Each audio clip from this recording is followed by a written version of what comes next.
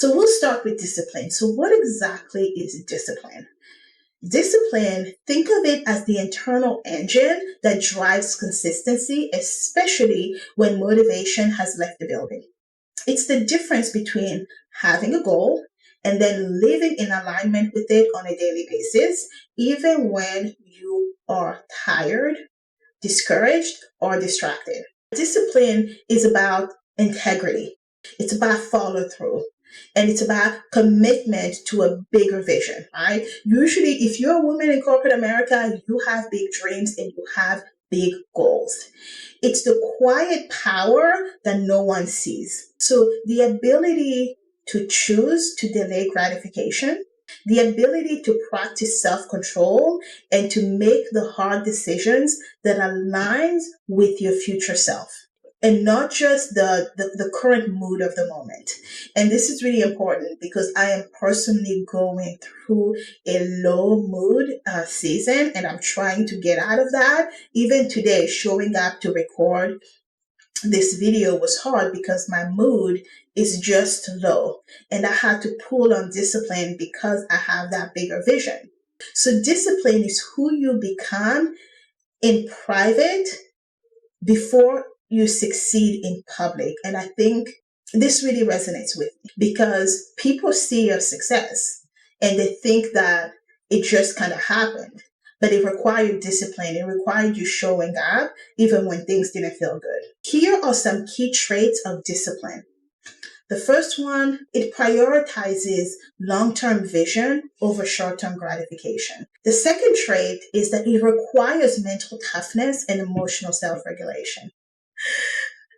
Let me tell you something. When you are an entrepreneur or anyone who has entrepreneurial tendencies, we tend to be very passionate people, and it's our passion that drives us towards wanting to see our business grow into higher heights. However, those same emotions that are our passions can also lead to a lack of discipline, right?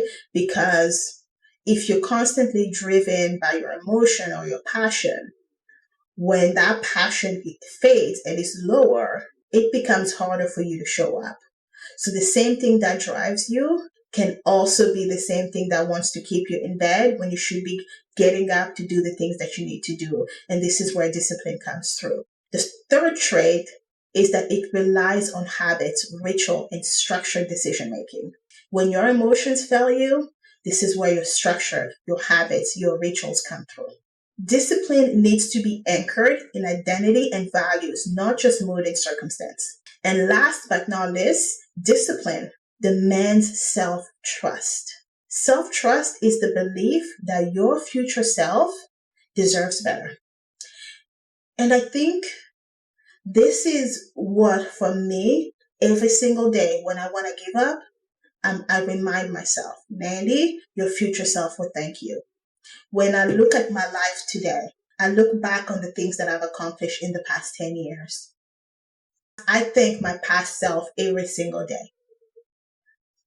Even though now I want to move into a new Nandy, I try not to resent her for some of the negative things that have resulted from the hustle, but I thank her for how far she has gotten me.